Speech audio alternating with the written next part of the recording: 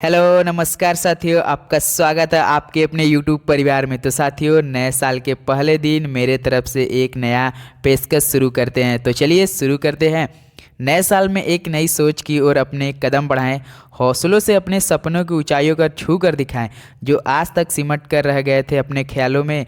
चलिए नौ वर्ष में उन सपनों को सच कर दिखाएं। तो साथियों, आज 2024 है। मेरे और मेरे पूरे परिवार की तरफ से आपको नए साल मुबारक हो। आज अपना 2024 नए अंदाज में शुरू करिए।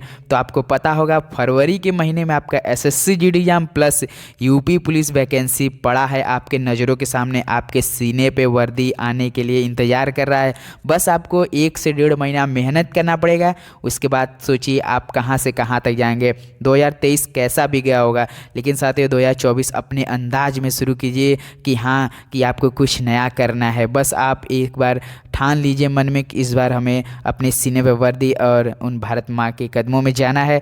तो साथियों बस मेहनत कर जाइए। तो साथियों, इसी के साथ आज का क्लास आपके लिए 2023 में जो 2019 में एसएससी जीडी एग्जाम का जीके जीएस का सवाल पूछा गया था, आज इस क्लास में हल करने वाले हैं। तो देखिए साथियों, 2023 प्लस 2019 में जो आपका एसएससी जीडी एग्जाम में जीके जीएस का सवाल पूछा गया था कैसा आया था। तो चलिए दोस्तों, इसी के जोश के साथ आज का क्लास शुरू करते हैं और देखते हैं कैसा सवाल लेवल होता है। पूरी जी जान लगाने वाला है, आप भी लगाइए हम भी लगाएं, साथ में मिल के आगे बढ़ेंगे तो काफ़ी अच्छे से बढ़ेंगे। तो देखिए आज का प्रश्न पहला है, लॉर्ड रिपन द्वारा हंटर कमीशन की नियुक्ति किस वर्ष में की गई थी। तो साथियों, लॉर्ड रिपन द्वारा हंटर कमीशन की नियुक्ति किस वर्ष में की गई थी। तो ये 1882 में की गई थी। तो ऑप्शन डी आपका बिल्कुल राइट ऑप्शन है। तो चलिए प्रश्न नंबर दूसरे बढ़ते हैं। प्रश्न दूसरा दिया है, निम्नलिखित में से किसने हड़प नीति लागू की थी। तो साथियों बताइए, निम्नलिखित में से किसने हड़प नीति लागू की थी। तो लॉर्ड डलहौजी ने की थी। ऑप्शन डी आपका बिल्कुल राइट ऑप्शन है। तो प्रश्न नंबर तीसरे बढ़ते हैं। प्रश्न तीसरा दिया है, बी आर अम्बेडकर द्वारा दलित वर्ग संघ की स्थापना किस वर्ष में की गई थी। तो बताइए साथियों, बी आर अम्बेडकर द्वारा दलित वर्ग संघ की स्थापना किस वर्ष की गई थी। तो आपका ये 1930 में की गई थी। ऑप्शन डी आपका बिल्कुल राइट ऑप्शन है। तो साथियों, इस क्लास में आपके पूरे जो एसएससी जीडी या में सेम टू सेम पेपर में परीक्षा में पिछले वर्षों में वही हम इस क्लास में सारे सवाल टाइप करवाए हैं, सेम टू सेम वही सवाल हम हल करवा रहे हैं। तो चलिए प्रश्न नंबर चौथे बढ़ते हैं। प्रश्न चौथा दिया, सितंबर 1948 में भारतीय सेना ने अपने हस्तक्षेप किस रियासत पर अधिकार स्थापित कर लिया था। तो बताइए, सितंबर 1948 में भारतीय सेना ने अपने हस्तक्षेप किस रियासत पर अधिकार स्थापित कर लिया था।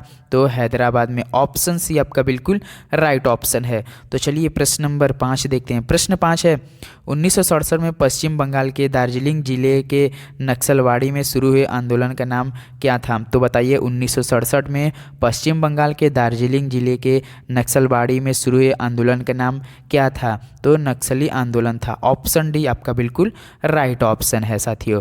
तो चलिए प्रश्न नंबर 6 में बढ़ते हैं। देखिए प्रश्न 6 दिया, लॉर्ड डलहौजी ने विलय नीति के तहत किस वर्ष झांसी का विलय किया था। तो बताइए, लॉर्ड डलहौजी ने विलय नीति के तहत किस वर्ष झांसी का विलय किया था। तो 1854 में किया था। ऑप्शन ए 1854 बिल्कुल राइट ऑप्शन है। तो प्रश्न नंबर 7 देखते हैं। प्रश्न 7 दिया, 1864 और 1939 के बीच ब्रिटिश भारत की ग्रीष्मकालीन राजधानी रही थी। तो बताइए, 1864 और 1939 के बीच ब्रिटिश भारत की ग्रीष्मकालीन राजधानी रही थी। कौन रही थी। तो शिमला रही थी। ऑप्शन ए आपका बिल्कुल राइट ऑप्शन है। तो प्रश्न नंबर 8 देखते हैं। प्रश्न 8 दिया है, जाट शासक के नेतृत्व में बल्लभगढ़ एक महत्वपूर्ण व्यापारिक केंद्र बन गया। तो बताइए, जाट शासक के नेतृत्व में बल्लभगढ़ एक महत्वपूर्ण व्यापारिक केंद्र बन गया था। तो सूरजमल। ऑप्शन ए आपका क्या है, बिल्कुल राइट ऑप्शन है। तो प्रश्न नंबर 9 देखते हैं। 1865 में निम्नलिखित में से किसे बॉम्बे का पहला नगर आयुक्त नियुक्त किया गया था। तो बताइए, 1865 में निम्नलिखित में से किसे बॉम्बे का पहला नगर आयुक्त नियुक्त किया गया था। तो आपके आर्थर क्राफर्ड को किया गया था। किसको किया गया था। आर्थर क्राफर्ड को किया गया था। ऑप्शन ए बिल्कुल राइट ऑप्शन है साथियों। तो चलिए प्रश्न नंबर 10 देखते हैं। प्रश्न 10 दिया, निम्नलिखित में से कौन सा शिक्षा आयोग 1882 में नियुक्त किया गया था। तो बताइए, निम्नलिखित में से कौन सा शिक्षा आयोग 1882 में नियुक्त किया गया था। तो हंटर आयोग क्या किया गया था, नियुक्त किया गया था साथियों। ऑप्शन ए आपका बिल्कुल राइट ऑप्शन है, याद रखिए। तो प्रश्न नंबर 11 देखते हैं। प्रश्न 11 दिया है, बनारस हिंदू विश्वविद्यालय की स्थापना किसने की? तो बताइए बनारस हिंदू विश्वविद्यालय की स्थापना किसने की थी? तो पंडित मदन मोहन मालवीय जी ने की थी। ऑप्शन डी आपका बिल्कुल राइट ऑप्शन है साथियों। तो चलिए प्रश्न नंबर 12 देखते हैं। प्रश्न 12 दिया है, सुभाष चंद्र बोस ब्रिटिश सरकार की नज़रबंदी से किस वर्ष भाग निकले थे? तो बताइए सुभाष चंद्र बोस ब्रिटिश सरकार की नज़रबंदी से किस वर्ष भाग निकले थे वहाँ से? तो 1941 में निकलने थे। ऑप्शन सी बिल्कुल राइट ऑप्शन है साथियों। तो प्रश्न नंबर 13 देखते हैं। प्रश्न 13 दिया है, 1944 में इम्फाल की लड़ाई ब्रिटिश सेना और सेना के बीच लड़ी गई थी। तो बताइए 1944 में इम्फाल की लड़ाई ब्रिटिश सेना और किस सेना के बीच लड़ी गई थी? वो कौन सेना थे? आपके जापानी सेना थे। ऑप्शन डी आपका बिल्कुल राइट ऑप्शन है। तो प्रश्न नंबर 14 देखते हैं। भारत में संविधान सभा के चुनाव में हुए थे। तो बताइए भारत में संविधान सभा के चुनाव किस में हुए थे, किस वर्ष हुए थे और किस वर्ष के जनवरी मतलब महीने में हुए थे? तो आपका जुलाई 1946 में हुआ था। ऑप्शन डी आपका बिल्कुल राइट ऑप्शन है। तो प्रश्न नंबर 15 देखते हैं। प्रश्न 15 दिया है, भारतीय संविधान में राष्ट्रपति के चुनाव की विधि को संविधान से लिया गया। तो बताइए भारतीय संविधान में राष्ट्रपति के चुनाव की विधि को किस संविधान से लिया गया है? तो ये लिया गया है आपके आयरिश से। ऑप्शन डी बिल्कुल राइट ऑप्शन है साथियों। तो चलिए प्रश्न नंबर 16 पे बढ़ते हैं। प्रश्न 16 दिया, भारतीय संविधान का कौन सा भाग पंचायत संबंधित है? तो बताइए भारतीय संविधान का कौन सा भाग पंचायत संबंधित है? तो आपका है कौन सा भाग? 9 है। ऑप्शन डी भाग 9 बिल्कुल राइट ऑप्शन है। तो प्रश्न नंबर 17 देखते हैं। प्रश्न 17 दिया, मूल भारतीय संविधान में कितने अनुच्छेद थे? तो बताइए मूल भारतीय संविधान में कितने अनुच्छेद थे? तो 395 जो कि अभी भी है। ऑप्शन बी आपका बिल्कुल राइट ऑप्शन है। तो प्रश्न नंबर 18 देखते हैं। प्रश्न 18 दिया, भारत संविधान का निम्नलिखित में से कौन सा अनुच्छेद राज्य कार्यप्रणाली से संबंधित है? तो बताइए भारतीय संविधान का निम्नलिखित में से कौन सा अनुच्छेद राज्य कार्यप्रणाली से संबंधित है? तो आपके अनुच्छेद 153 से 167। ऑप्शन सी आपका बिल्कुल राइट ऑप्शन, अनुच्छेद 153 से 167 है। याद रखिए साथियों। तो प्रश्न नंबर 19 देखते हैं। निम्नलिखित में से किसने संवैधानिक उपचार के अधिकार को संविधान की आत्मा कहा था? तो बताइए निम्नलिखित में से किसने संवैधानिक उपचार के अधिकार को संविधान की आत्मा कहा था? तो बताइए किसने कहा था? BR अम्बेडकर ने कहा था। ऑप्शन बी आपका बिल्कुल राइट ऑप्शन है। तो प्रश्न नंबर 20 देखते हैं। मूल अधिकारों की अवधारणा किस देश से के संविधान से ली गई है? तो बताइए मूल अधिकारों की अवधारणा किस देश के संविधान से ली गई है? तो ये आपके संयुक्त राज्य अमेरिका से ली गई है। ऑप्शन ए आपका बिल्कुल राइट ऑप्शन है। तो प्रश्न नंबर 21 पे बढ़ते हैं साथियों।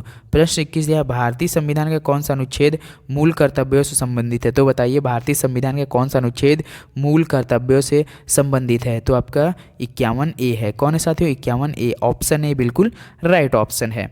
तो प्रश्न नंबर 22 देखते हैं। प्रश्न 22 दिया, प्रथम भारतीय आदिवासी राष्ट्रपति का क्या नाम है? तो बताइए प्रथम भारतीय आदिवासी राष्ट्रपति का क्या नाम है? तो साथियों ऑप्शन आपके सामने है। ये सवाल हम आपके लिए होमवर्क में देते हैं और इस सवाल का जवाब आपको हमें कमेंट में करना है। तो चलिए प्रश्न नंबर 23 देखते हैं। प्रश्न 23 दिया, मंत्रिपरिषद सामूहिक रूप से के प्रति उत्तरदायी होती हैं। तो बताइए मंत्रिपरिषद सामूहिक रूप से किसके प्रति उत्तरदायी होती हैं? तो लोकसभा के होते हैं। किनके साथ है? लोकसभा के। ऑप्शन है आपका बिल्कुल राइट ऑप्शन है। तो प्रश्न नंबर 24 देखते हैं। प्रश्न 24 दिया, स्किल इंडिया मिशन की अभिशासन परिषद की अध्यक्षता करते हैं। तो बताइए स्किल इंडिया मिशन की अभिशासन परिषद की अध्यक्षता कौन करते हैं? तो आपके प्रधानमंत्री साहब करते हैं। ऑप्शन बी बिल्कुल राइट ऑप्शन है। तो प्रश्न नंबर 25 देखते हैं। प्रश्न 25 दिया, लोकसभा के सदस्य बनने के लिए न्यूनतम आयु कितनी होनी चाहिए? तो साथियों लोकसभा के सदस्य बनने के लिए न्यूनतम आयु कितनी होनी चाहिए? तो आपके 25 वर्ष होनी चाहिए। कितनी साथियों? 25 वर्ष न्यूनतम आयु होनी चाहिए। ऑप्शन से बिल्कुल राइट ऑप्शन है।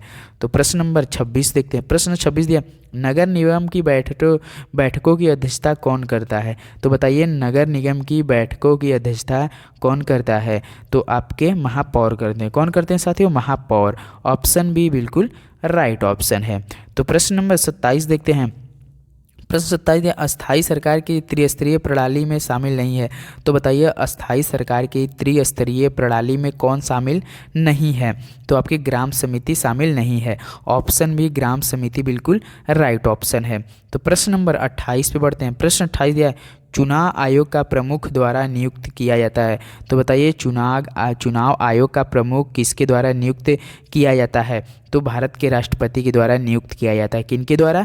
भारत के राष्ट्रपति द्वारा। ऑप्शन डी आपका बिल्कुल राइट ऑप्शन है। तो प्रश्न नंबर 29 देखते हैं। प्रश्न 29 दिया, योजना आयोग की स्थापना कब की गई थी? तो बताइए योजना आयोग की स्थापना कब की गई थी? तो ये 1950 में की गई थी। ऑप्शन डी 1950 बिल्कुल राइट ऑप्शन है साथियों। तो प्रश्न नंबर 30 देखते हैं। भारत में न्यूनतम मजदूरी अधिनियम किस वर्ष में लागू किया गया था? ये बताइए भारत में न्यूनतम मजदूरी अधिनियम किस वर्ष में लागू किया गया था? तो साथियों ये 1948 में किया गया था। ऑप्शन है आपका बिल्कुल राइट ऑप्शन है। तो साथियों आज का क्लास यहीं पे हम समाप्त करते हैं। पूरे 30 सवाल हम कराए जो कि आपका 2023 प्लस 2019 में जो एसएससी जीडी में सवाल आए हुए हैं। तो साथियों एक बार फिर से आपको 2024 के नए साल के हमारे तरफ से मुबारकबाद हो। आप 2024 में काफ़ी अच्छे अंदाज से शुरू करें और एक दिन महान आदमी मरे। काफ़ी अच्छा 2024 आपको जाए। इस बार आपको सीने पर वर्दी जरूर मिले। तो चलिए दोस्तों, अगर चैनल पर नया है तो ज़रूर सब्सक्राइब भी कीजिए। आपके लिए हम UP police plus SSC GD exam के लिए काफ़ी मेहनत कर रहे हैं, प्लस आपको भी मेहनत करना पड़ेगा। तो चलिए मिलते हैं अगले वीडियो में। तब तक के लिए दोस्तों जय हिंद जय भारत।